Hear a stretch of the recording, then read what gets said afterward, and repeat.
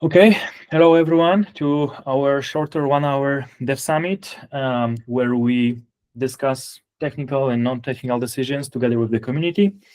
Yeah, code of conduct applies. Be nice to each other. Let's keep it pragmatic, and I will be your host for today. We decided to rotate a little bit, and I'm testing my new hat. Hope you like it, and hope it's not offensive to you. So feel free to still vote, especially if you are a maintainer. I will be keeping and starting with the topmost topics. So we have 8 here, we have 6 here, 9. That's clearly almost winner. 7, 6. Hopefully you are counting correctly with bit manual. Yeah, so it seems like we could try Fabian's topic about deprecating Prometheus text format. Sounds good? Sure. All right. So feel free to start, Fabian. Like, give us context. I'll make notes. Please help me make notes as well. Yeah, so the context is fairly simple. So I was talking to some third-party people also implementing Prometheus exposition format. In that case, it was Spring Boot people, Spring, the popular Java framework. They also can expose Prometheus metrics.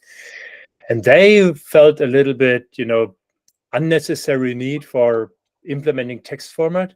It's slightly different, right? You don't have the units. You could theoretically have a metric name that doesn't have a unit and the scrape would succeed while it fails with open metrics and so forth. And they felt it's a bit like a waste of time of putting thoughts into that when in real life, all Prometheus servers request open metrics formats anyway. And so they asked me if we could discuss to mark it as deprecated so that somebody who wants to add Prometheus exposition format to their library can basically just focus on open metrics and ignore the rest. And yeah, I don't see any good reason not to do that. So yeah, that's why I'm bringing it up. Go for it, Ben. I am perfectly happy to deprecate it, but I think we have a bit of work to do ahead of time. Mainly getting all of the native histogram stuff and figuring out what we need to do to get all of the modifications we've made in the last couple of years into open metrics in order to support completely dropping the old format. At least making it deprecated, or actually, I'd say we probably don't want to deprecate it, but more simply say we default to open metrics. There's also, as Chris added in the docs, there are a few libraries that do not implement open metrics at all. Do we want to deprecate something? And like, do we need to catch up on all client before doing that? How happy are we? Yeah, I'd agree with that. We need to make sure that all of the popular libraries are caught up to where we want them to be before we can deprecate it. And having all the defaults changed so that we are doing all of the open metrics things correctly.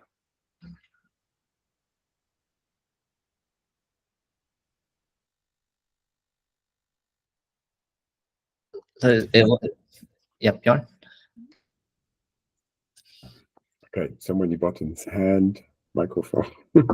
I mean, I think Arthur, you have felt the same pain that I have felt years ago already in Klein Golang when you try to migrate the library to open metrics and then you run into those little or not so little points of friction.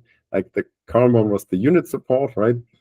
And there is still, like, I mean, the biggest irony is that the Go standard metrics cannot be expressed in open metrics because it has a counter called foo total and a gauge called foo. And yeah, I mean, it's not that nobody wanted to support it, it's just that it was essentially feeling like running in circles to get anywhere. So you're not getting anywhere then. And we had discussions about maybe changing open metrics to remove those points of friction, and then maybe it's a better order to, I mean, we have to add native histograms anyway, and also get some clarity about those other points, fix them, or agree that they are good anyway, and then push libraries to implement it. Yeah, I'm a little bit worried because so far, like all of our attempts to change anything in open metrics failed, right? And even like we even took ownership as the Prometheus team, and we have examples that are not controversial at all, like allowing exemplars on all time series, right? Where we own it, we have a pull request open, we regularly pinged each other on Slack or whatever, and still it doesn't get merged. So I don't know, either we need to fundamentally change the way we work with open metrics, or saying we wait for open metrics to change something basically means no. I have the impression that it's hard to make changes to open metrics for the same reasons that it's hard to make changes to the rule manager. It's just lack of ownership. Someone that, okay, I'm going to work on this, I'll accept the pull requests or discussions or whatever. So fundamentally is the same problem that we are facing on several parts, just lack of ownership.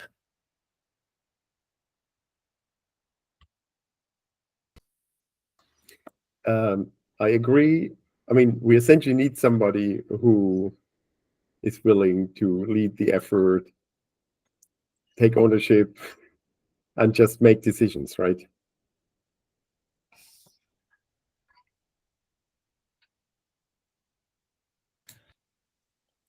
Yeah, and I wonder what was blocking us. I think essentially last time I checked, we were still in progress of changing ownership, so maybe we didn't finish that yet. But I'm generally agreeing with the sentiment. It's like, let's figure out together what we want to do with open metrics, if ever, if anything, and only then kind of deprecate stuff or push clients to do something, right?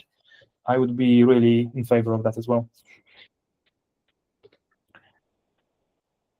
So first we should gather data, like who owns this right now, or like what's the plan for ownership. I think that will be first step. Maybe Richie already knows this answer, maybe not. And once this is announced officially, we can decide like how we want to structure it, who will be owning this, like from our team, and like happy to, or like be trusted to make decisions as well together with others. That would be nice, like find a committee. I don't know, or do we do it via Dev Summit? Yeah.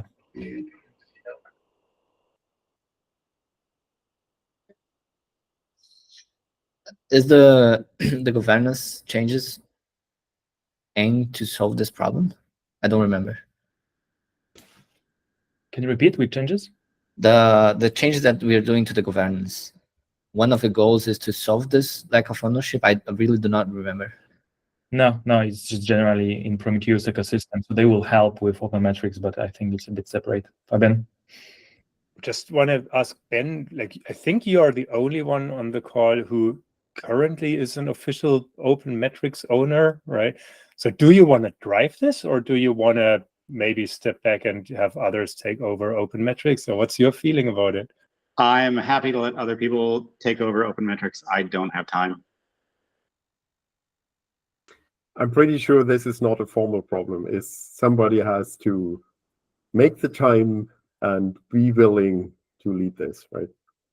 I also try to tease some people at Grafana Labs, because like people who are working on Remote Write 2.0, they have a bit of experience now. How do you migrate to a newer version of a protocol? And there's people who are interested in that, but currently no time. But this might change within like a month if we are super optimistic. But of course, if anyone steps up and beats that, that would be great. So maybe just because it's almost 15 minutes over and it's just a 1 hour meeting. Maybe that is a good consensus to say we need a group of people who take ownership of open metrics before we do that. And our goal is to find volunteers who want to drive open metric forward. I mean, I would be happy with that as a consensus. Amazing. Yeah, I'll be happy as well. So let's try to form it. We would love to organize or find group of owners or of official owners, well, active owners, I don't know, of open metrics to drive potential changes to the spec. And I guess in order to deprecate old protocols, right? Yeah, I mean, unless there's anyone owning this, we won't deprecate the old protocol, right? Amazing. Is that a good consensus to have?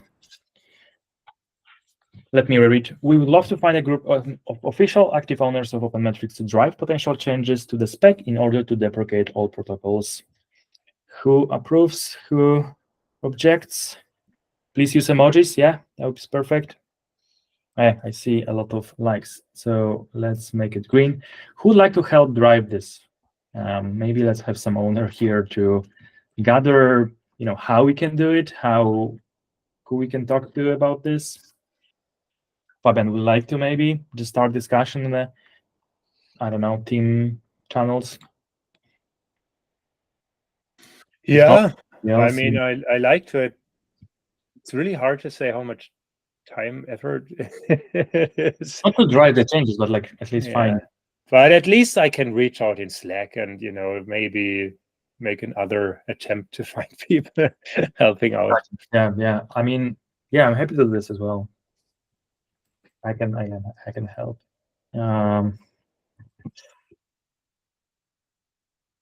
People, I guess. Thank you. Anything else before we move forward? Nope. Not.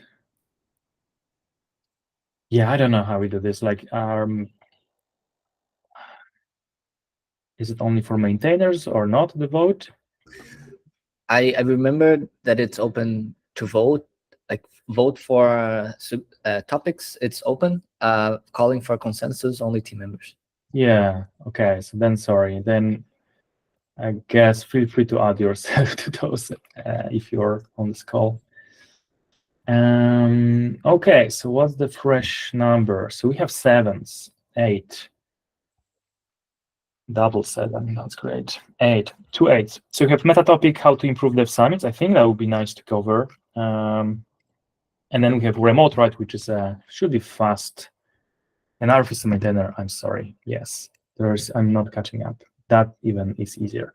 So why I don't have a right access to this document yet. Let me fix it later. Okay, so I propose we talk about the summit. What do you think? Sounds good. Okay, so Bjorn, do you want to start? Yeah, sure. So the last 2 summits were rather light on attendance by actual Prometheus team members or even maintainers. And the point of the Dev Summit is kind of finding overarching consensus between, is it you declension, I guess, between different parts of the project. And that's kind of, it defeats the purpose if you don't have enough people here to have a meaningful consensus. Then we have a consensus between 3 people, but we still don't know how many others disagree. And that was a bit of a downer. And then I made a bit of noise among the team members. And now we have plenty of people in this Dev Summit. Also, we were almost through all the topics. Essentially, the topics remaining were the topics where the people that they submitted weren't even in the meeting, and we couldn't really discuss them properly. So we also decided maybe an hour for the Dev Summit is enough. Maybe it became more attractive because it's just an hour, but now we have like a zillion of topics, and maybe should not have done this. Anyway, so there were discussions, like many people said something about how, like, can we remind people? And then, yeah, I mean, there are all those things. I just collected the ideas from that internal mail thread. So yeah, some reminder, auto reminder for like also team members to check out agenda items and vote on them. Maybe now I've just learned that anyone can vote. I was also under the assumption it's just for maintainers. Should we pay more attention to time boxing discussions? Yes, like we often tend to discuss an hour about an open metrics issue. Should we rotate the facilitator? So yeah, we're doing this right now. So Richie isn't a single point of failure. That was the other thing, right? The last time Richie wasn't there, and nobody kind of was informed to run the meeting. So that's usually the situation where I run the meeting, but I'm like, I even have like health issues, which makes it really hard for me to run a meeting for 2 hours. But yeah, so this is essentially all this stuff. Somebody, I think Arthur, you suggested, right, to do more advertisements on social media channels. And Yeah. that's more my thought. I already put it in there, is like, we actually have quite a few of like people, like essentially general public, which is great. But it's kind of the worst outcome is if a lot of like curious people show up, and then there are like 3 maintainers who cannot discuss anything. But then of course you could make it like a community meetup, but that's not what this is for, right? This is to find to like make up our intentions across the team, and this should happen in a transparent way. That's why we have people here, right? So in a way, we should first make sure that we have a good turnout of maintainers before we invite many more like general public people. Yeah. And then, of course, this bleeds a bit into like ownership issues that currently we are like running low on what I always call like qualified reviewers, which could be maintainers, but like whoever, right, who has context, history, and can review all the many great contributions we get. And that's like, it's a bit similar to yeah, who shows up in the Dev Summit. Of all the like traditional maintainers we have are like very busy with other stuff. That's maybe a similar root cause for this. And also, I mean, this is kind of the eternal story, if we come back to, if a team member is inactive for a long time, maybe they should better step down, which also gives better clarity who is actually an active team member. And then we don't feel bad if that person is not in the Dev Summit and we are not waiting for their consensus. Okay, that was kind of the brain dump of the state. And if we want to change anything about the Dev Summit, like form, then we need to discuss it in the Dev Summit, which is very meta. What are you looking for in terms of consensus now, Bjorn? Like just bunch of ideas we want to try? We could decide stuff to change right now. It's like we could also decide that this is all, like, it's enough to just talk about it and raise a finger, and then many people will show up, like right now. Yeah, I don't know. That's. I think like rotating the facilitator and giving more responsibilities to this person is good enough.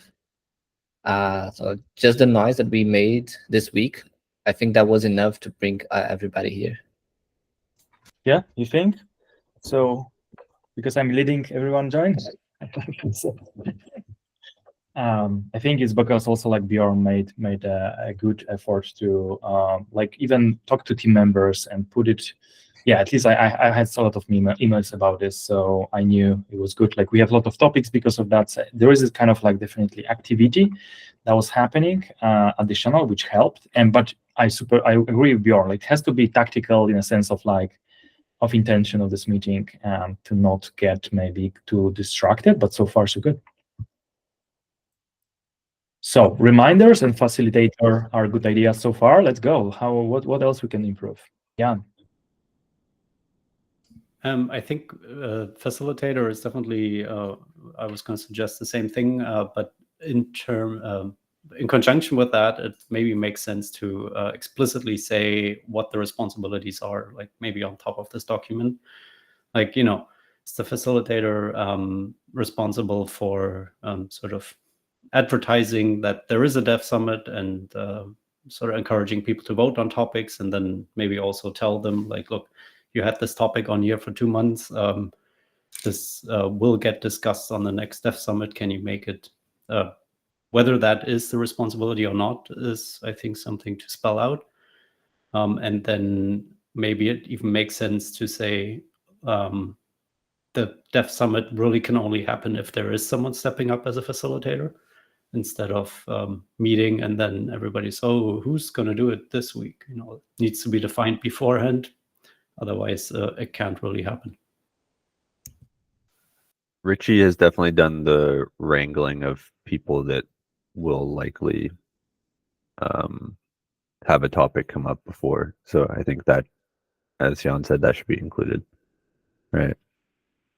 Richie goes and looks at the topics an hour or two ahead of time and pings, for example, like Josh, because Josh usually doesn't attend, but sometimes Layer Manager stuff comes up, right?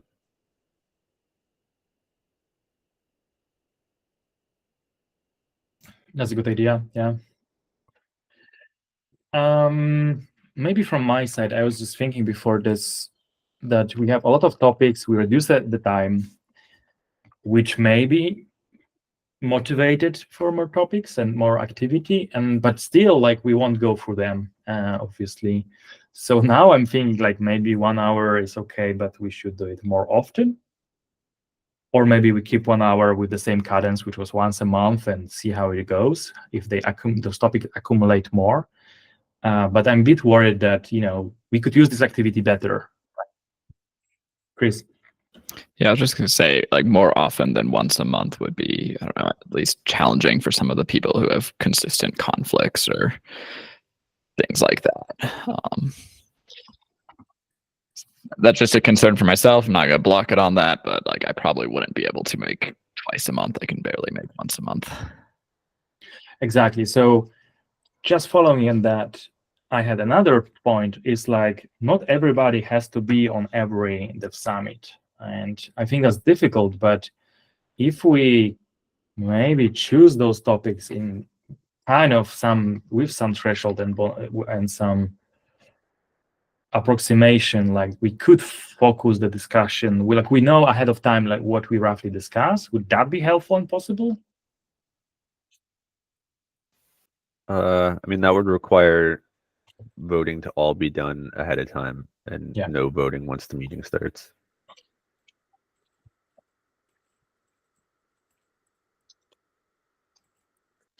On certain topics ahead of time. Anyway, just brainstorming.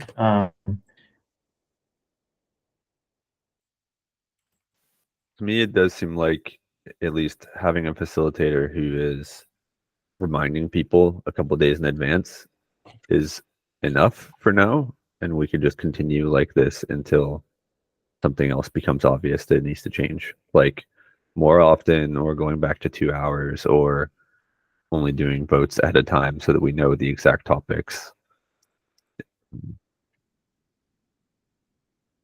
Yeah. Okay, Bjorn. I mean, I think if it's like a nicely focused topic where these 3 people are in charge, I would argue we don't even need the Dev Summit. Those 3 people could just jump on a call, or they could have a discussion on a GitHub topic or on a Google Doc or whatever.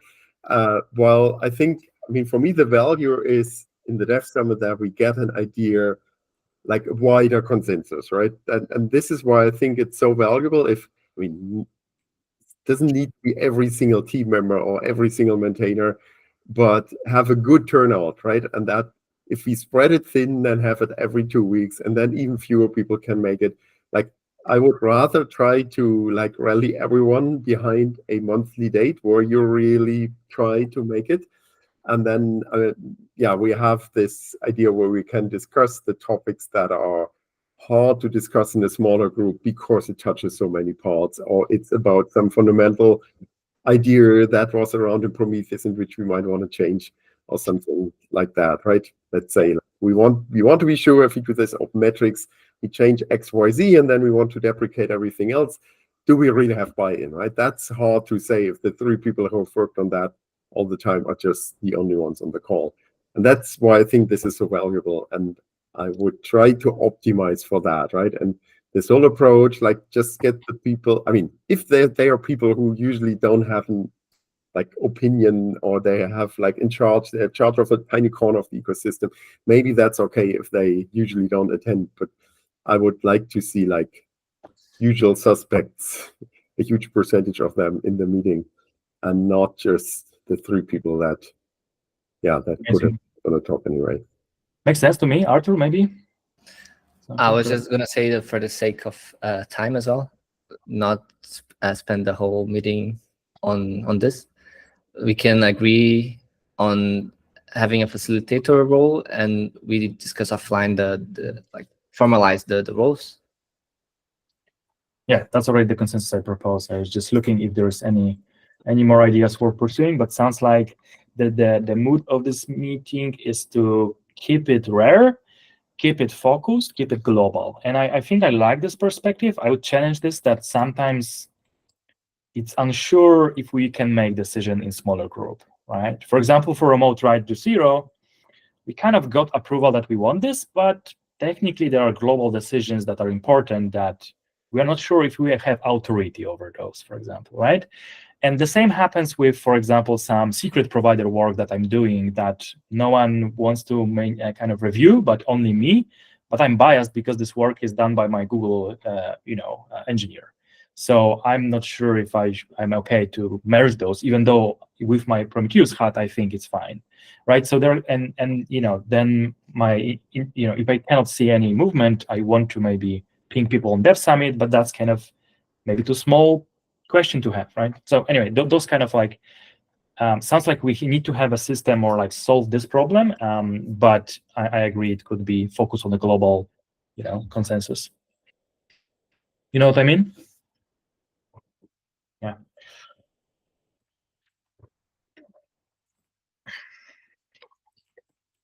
So clarify authority. Anyway, so for now, I feel let's have consensus about facilitator. We want to introduce facilitator rotation and define this role explicitly.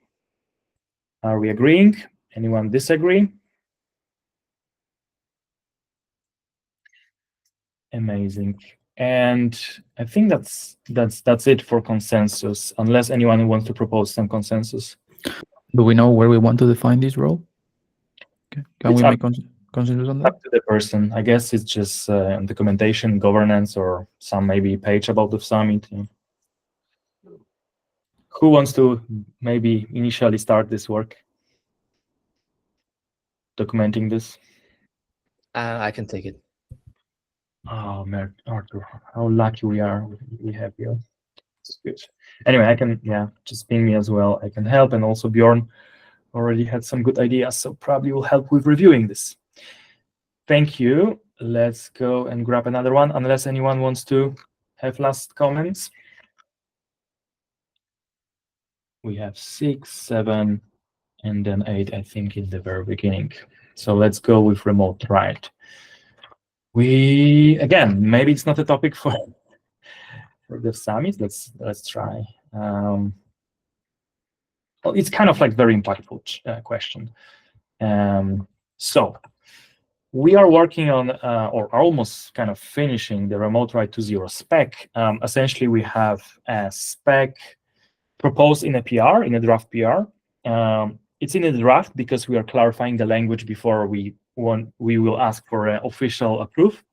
We have a proposal in official proposal repository about that links the spec, but also explains rationales and alternatives for various decisions for this new remote write.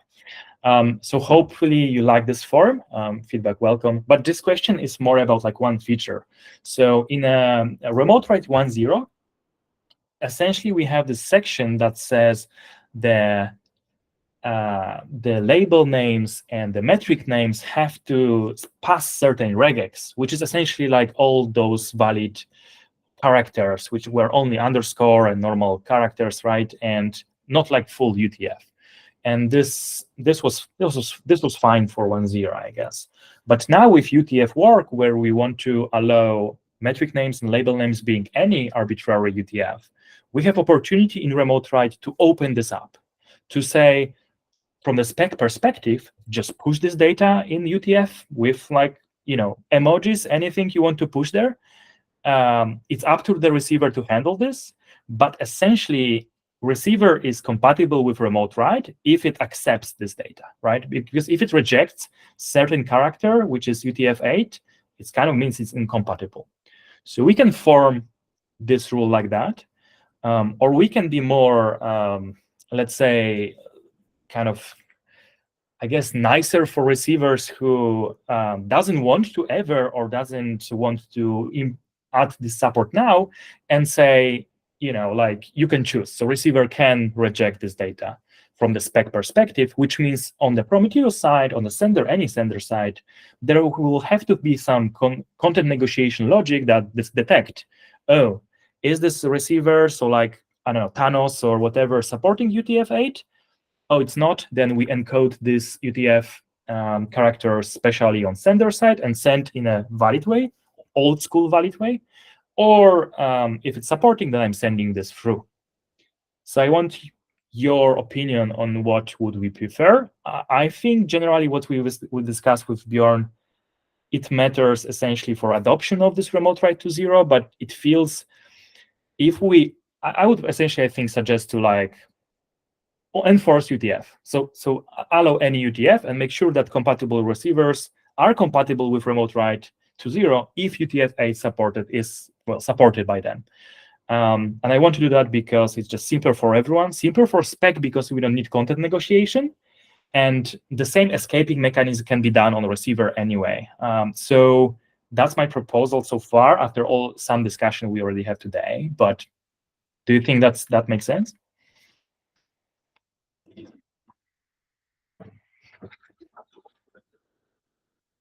Any opinions? So I think it does make sense, especially because remote write 2.0 is coming before UTF-8 probably, right? Sorry? So the remote write 2.0 implementation will be there before we have UTF-8 support. Yes, which is a bit tricky because this means that Prometheus won't be compatible with UTF, right? Kind of right. From the first point, yeah.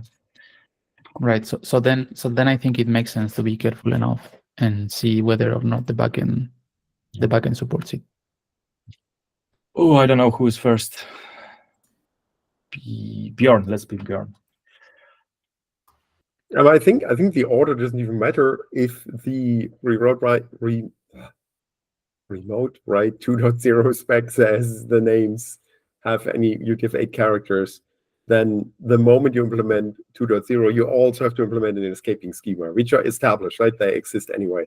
The question is really what you said, right? Is it a burden for the generator or for the consumer of this format? And yeah, I don't think that it matters if we do 2.0 remote write before official UTF-8 support. Of course, yeah, just makes it a tiny one more step you need to implement to be 2.0 compliant, which I think it's okay because then for the rest of our life, we don't have to do this complicated char set negotiation anymore. I mean, but think about it, Bjorn, like I agree, it's one more step to do. But I think with this decision, we are essentially either deciding this one step is on sender or either receiver, right? So we literally switch and but like if we don't put it into if you don't put the requirement into 2.0, then we need to have this conversion forever. Yes. Even if everyone is doing UTF-8 support, we still need this conversion step because it's the burden of the receiver, right? But if it's no, sorry, not the sender. Sorry, the sites are hot, right?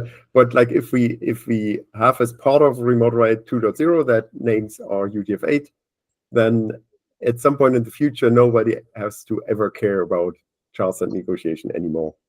Exactly. So Nobody needs the conversion code. which motivates me to kind of like do this. Yeah.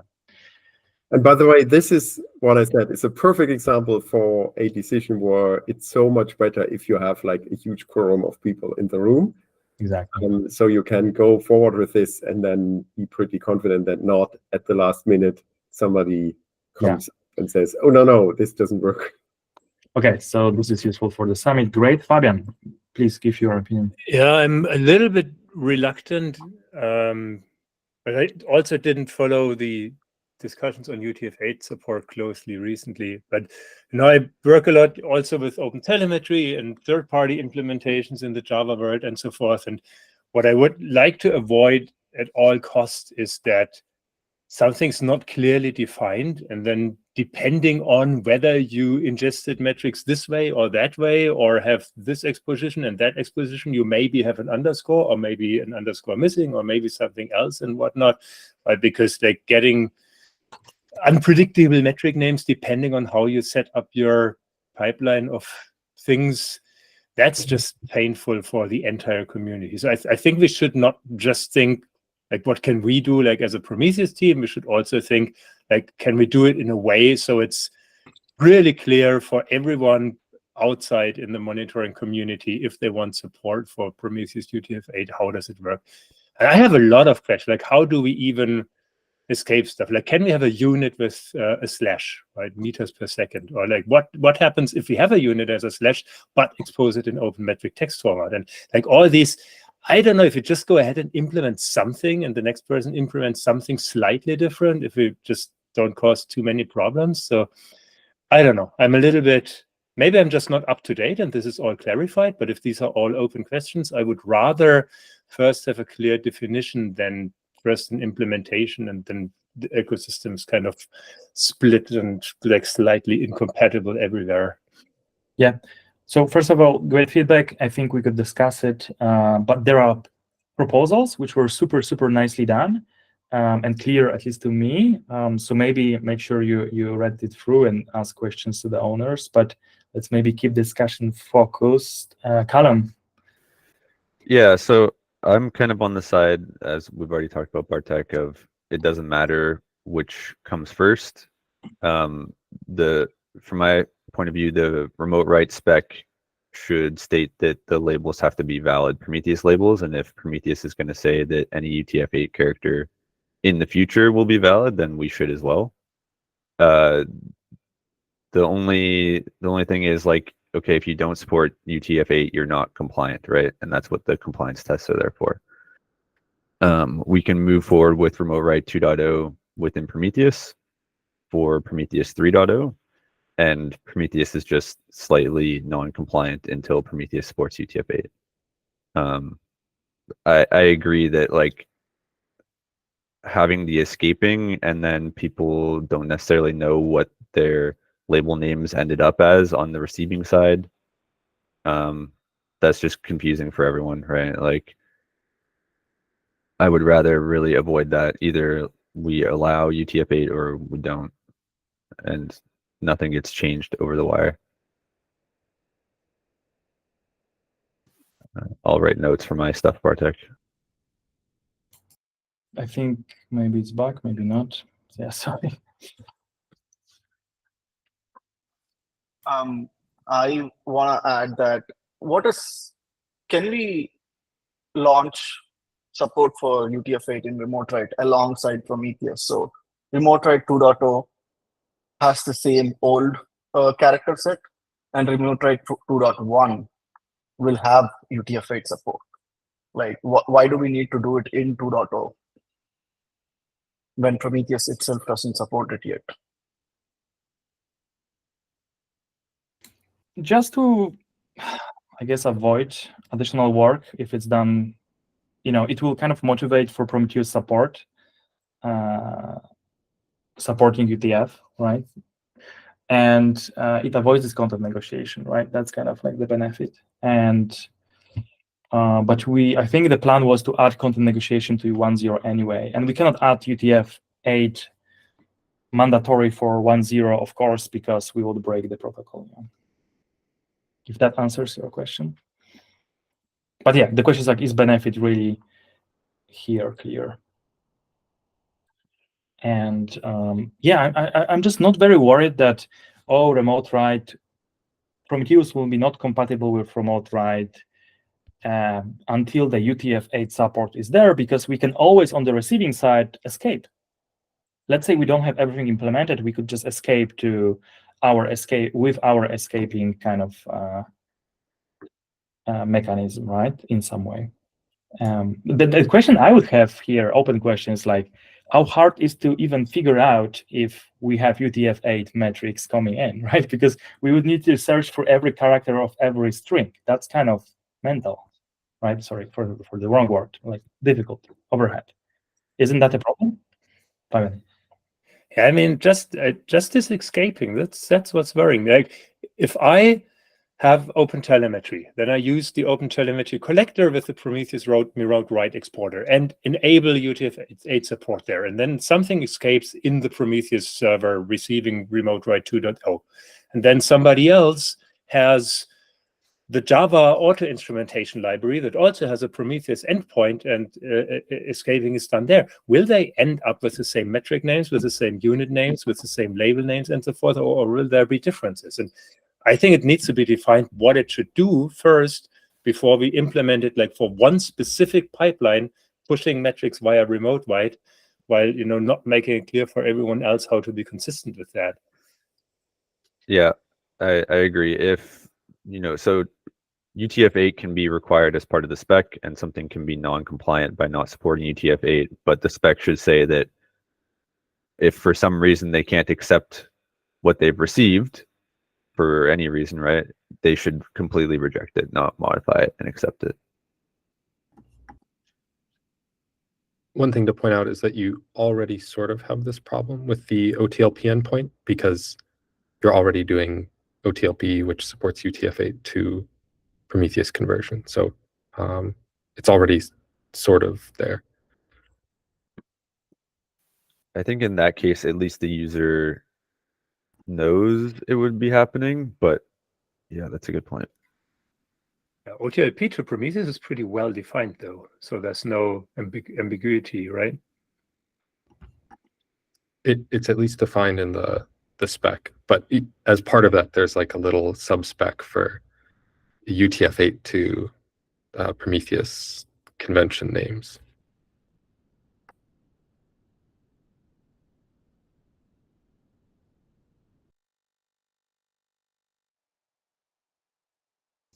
Okay, I'm hearing mixed opinions, I think, and especially what Callum you said. Like we kind of, I thought we are kind of agreeing in a form like, if you don't support UTF-8, either protocol doesn't support it, or your receiver doesn't support it, or as a receiver you want to support it. I thought we kind of agreed that we should escape. Which means change the metric. But so what you said is that would you prefer reject? And yeah, I'm like, what's your view here? Like, what are we not decided here, or what's better? Yeah, I guess from my perspective, unless because I don't know what's same as Fabian, I don't know what's going on behind the scenes in the UTF-8 work. Unless somebody else defines how we would escape. Yeah, there is exactly the spec for escaping things. We have that. Yes. Then not okay. Then if we do have it, then I'm not against accepting things that are modified. If we didn't, then I'd say we should reject. Perfect. Okay, sounds good. So it's essentially like okay to escape as long as it's standardized. And I feel like if we put it standardized, I think if we put it to remote write, we have to put it in remote write spec how to escape it. Really feels like it. So I would put that as an extra, because this has to be implemented by everyone who escapes UTF-8 things. It has to be implemented as part of this open telemetry to Prometheus conversion in case you want to convert to legacy format without OTF-8. It has to be implemented by client libraries who expose potential UTF-8 metrics for Prometheus scrape and whatnot. So this should be a separate spec that is Okay. implemented by all parts doing escaping of UTF-8 characters to make sure it's consistent. Fair. Yeah, fair. Okay, so I'm hearing one consensus. We want to establish escaping spec. I'm sure we have something proposed and accepted, but maybe we should just have this spec landed on our documentation and try to agree on that. Would that be helpful? UTF escaping versioned spec on official. Go on, Bjorn. I mean, I'm not sure if we even know what the scope of this is, right? Because the so what we do for OTLP conversion so far is essentially putting underscores there, which might lead to name collisions, right? Usually it doesn't, but it could. So it's kind of not a clean escaping schema, right? It's a pragmatic decision. And then there is a very sophisticated escaping schema in the whole like UTF-8 design doc, right? Or you can kind of encode this in a legacy Prometheus backend. And these have different purposes, right? And of course, yes, this might lead to fragmentation. There's even there's another escaping schema, right? Used by some other translation tool. Like they all mentioned in the, I think Owen is not here, right? But he mentioned them all in the design doc. And I mean, this is not great, but I'm also wondering if we just say a transport format supports UTF-8 period. There's no content negotiation for the char set, and backends have to deal with that in a way they see fit. I think it doesn't make anything worse. It just makes the negotiation of that new protocol easier. Of course, you don't have to include content negotiation. And also this would ultimately mean that everyone implementing the protocol must have the common denominator of not supporting UTF-8, right? And I think that's what's tickling, that's the lure of putting just UTF-8 in Remote Write 2.0, that you never have to think about, okay, I have to, what is if the other end says, I don't support UTF-8, what do I do then? Then everyone is implementing. Can you explain, Bjorn, what do you mean this common denominator of not supporting UTF? What exactly do you mean? I mean, that would be, I guess, legacy Prometheus character selection. Fallback mechanism, what to do when do you not support, right? Yeah, so I implement a remote write producer, right? And then the other end tells me char set legacy Prometheus, whatever we call it. Or I mean, the default always has to be no UTF-8, right? And then the receiver has to do something about it. So a fully compliant receiver, a fully compliant generator always has to, at the end, until the end of the universe, has to know that there is legacy Prometheus and what to do. They need a plan to do, and that would still fragment, right? Because they might have a different plan of what to do. So I'm not even buying that, allowing UTF-8 always is actually driving fragmentation. You could argue the other way around. I mean, I think it doesn't change the fragmentation problem. It just simplifies content negotiation. Would you disagree with this consensus, though? That we should have this is the problem. There is that it's a different problem, and I don't think we should conflate them. And I think it's actually a hard problem given the escaping schemas we already have. Like the one that everyone would do, and we're already doing for OTLP, is kind of, it could lead, you could send a payload that doesn't result in a legal set of metrics. Because if you have foo/bar and foo_bar, it will all convert to foo_bar, and then you have two metrics with the same name. And I'm not sure if we we could put it in a spec and say, if that happens, you're out of luck, right? But I don't know if that reads nicely in a spec. Okay, so I'm not sure if we have consensus on escaping spec, because I think what you mean is like we also can have different purposes of this. It's just a harder problem, and I don't think those problems actually have to do with each other, because I don't think that allowing UTF-8 always, or you could also call it requiring UTF-8 in like every remote write implementer must be ready to receive any UTF-8 character and any metric name, that this actually makes the fragmentation problem worse. I think we have that problem anyway. Sorry, you're saying Yeah. it doesn't make it worse, right? Yeah. Does not, of course. Or that. No.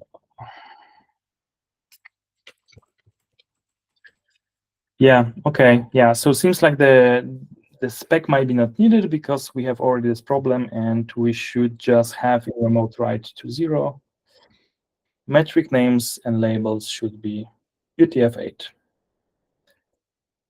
And receiver which doesn't implement or doesn't allow that, reject this for some reason,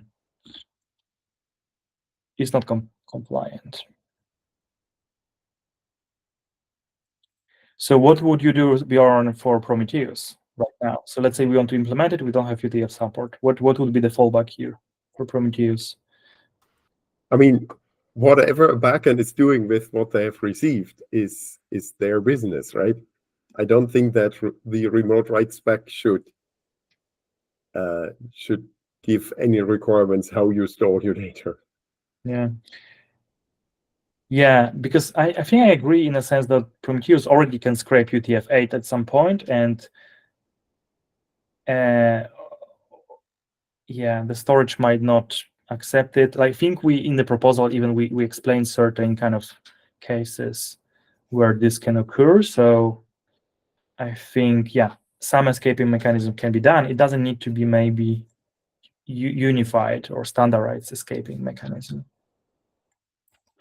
And to be fair, like for example, I asked Google, right, what we think about this, and I think generally some people are saying that we will use just some URL encoding because this is what storage likes.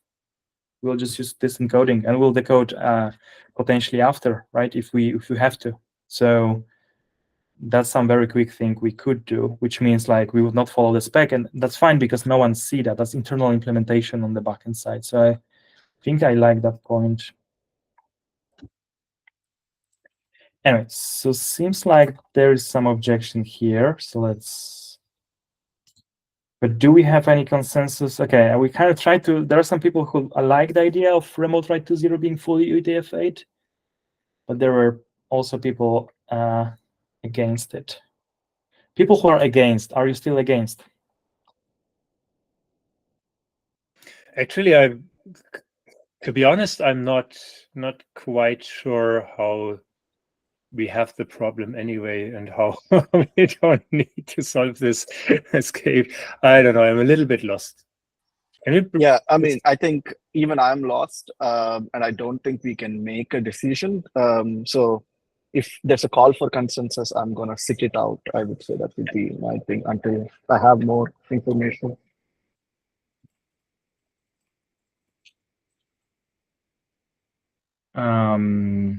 Fair. That's fair. Yeah, that's fine. Let's not make consensus. Like we can always open that in spec. Like we can always mention this, like that the label should be UTF-8 and metric names, but we don't specify what receiver can do. So we could leave it open and leave the receivers to reject it, and they are still compatible, like for now. And then we can I guess we can break change. And then we need to also think about content negotiation, then about char set. So a little bit.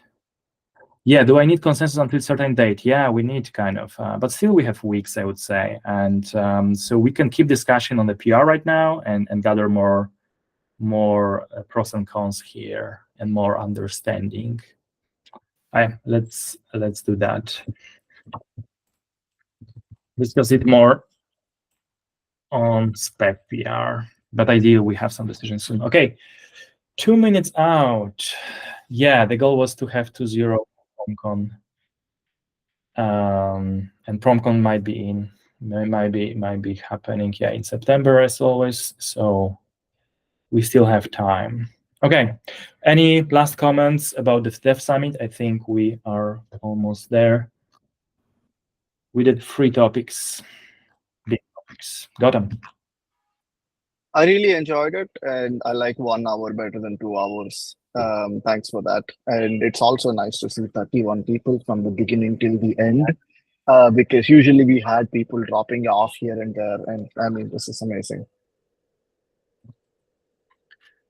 Amazing. Thank you. Okay, and for some of the topics that are asking for essentially more activity on certain pull requests, like keep trying on Slack messages, keep trying with certain maintainers who might be interested to help you. It doesn't need to be always solved with Dev Summit. Especially, I see a lot of things from Cortex team, which we might just need some activity. Bjorn. Yeah, just because I keep writing this now in the workshop and everything, it would be really great if you get poked on GitHub. Like, if you're a maintainer of this project, which is not like insignificant, keep at least your notifications, have an eye on your notification where you're directly poked. And I think it's fine. We all might not do this as a full-time job, right? If you just can say, listen, I don't have time, you have to find for someone else. Because if there's no response, it could be either you don't have time, you need to find somebody else. It could be you haven't even seen this, and then maybe people nag you. Or it could be, yes, I'm already working on it, I'm just not quite done yet, which would be the worst thing if we do like redundant work because we think nobody responds. And it would just be cool to have this idea. And like just writing this one sentence, please find another reviewer, that would still be better than not saying anything. Perfect. Yeah. Please just mention that you are busy, and yeah, you are not like have time for this particular thing. Yeah. Amazing. There's some discussion on the Slack about PromCon. Can be added later. Anyway, thank you so much, and see you on next Dev Summit. Good work, everyone. Bye-bye. Bye-bye. Bye-bye.